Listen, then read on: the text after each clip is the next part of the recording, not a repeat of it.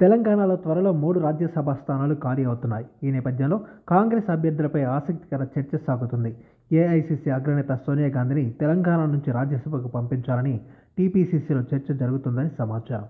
3 రాజ్యసభ స్థానాల్లో 2 కాంగ్రెస్ పార్టీకి దక్కనున్న నేపథ్యంలో ఒకటి సోనియాకి ఇవ్వడం ద్వారా తెలంగాణ ఇచ్చిన సోనియమ్మ రుణం తీర్చుకున్నట్టు ఉంటుందని రాష్ట్ర నాయకత్వం భావిస్తుంది. అలాగే సోనియాని రాష్ట్రం నుంచి ప్రమోట్ చేయడం ద్వారా సెంట్రల్లో కాంగ్రెస్ వస్తే రాష్ట్ర అభివృద్ధి విషయంలో సోనియా ప్రత్యేక శ్రద్ధ చూపుతారనే ఆలోచనతో ఈ నిర్ణయం తీసుకున్నట్టు సమాచారం. అందుకే ఈ అంశం చర్చనీయాంశంగా మారింది.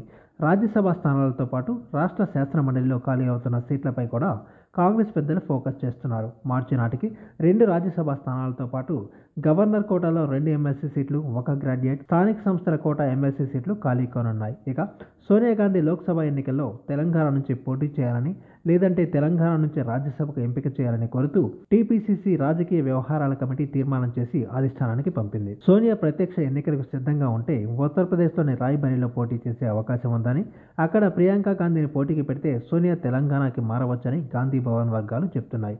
ఈసారి సోనియా ప్రత్యక్ష ఎన్నికల్లో పోటీ చేయకపోవచ్చు అనే చర్చ ఉందని, ఈ క్రమంలో ఆమెను తెలంగాణ నుంచి రాజ్యసభకు పంపాలని టీపీసీసీ ప్రతిపాదించినట్టు తెలిసింది. దీనితో రాష్ట్ర కాంగ్రెస్కు రానున్న రాజ్యసభ స్థానాల్లో ఒకటి రిజర్వ్ అయినట్టేనని, మరో సీటు ఎవరికి దక్కుతుంది అనేది కీలకంగా మారింది. మహబూబ్ నగర్ జిల్లాకు చెందిన చెల్లా వంశీచందర్ రెడ్డికి ఇవ్వొచ్చన్న చర్చ జరుగుతుంది. అలాగే తెలంగాణ జనసమితి రాష్ట్ర అధ్యక్షుడు కోదండ రాం పేరు కూడా వినిపిస్తుంది.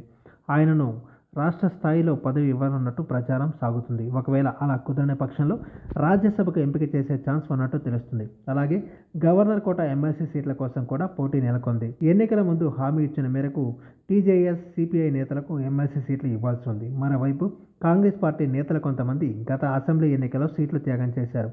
అలాంటి వారు ఎమ్మెల్సీ పదవులను ఆశిస్తున్నారు. అలాగే గత ఎన్నికల్లో పోటీ చేసి ఓడిన వారు కూడా సామాజిక కోణంలో ఎమ్మెల్సీ సీటు కోరుతున్నారు. ఈ జాబితాలో షబీర్ అలీ, అజారుద్దీన్, ఫిరోజ్ ఖాన్, అలీ మస్కతి, మహేష్ కుమార్ గౌడ్, సంపత్ కుమార్, జగ్గారెడ్డి, మధు యాష్కి పేర్లు వినిపిస్తున్నాయి. అలాగే అద్దంకి దయాకర్ను మంత్రి చేయాలనుకుంటే ఈసారి ఎమ్మెల్సీ కోటాలో ఆయనకి అవకాశం ఇవ్వనున్నట్టు తెలుస్తోంది.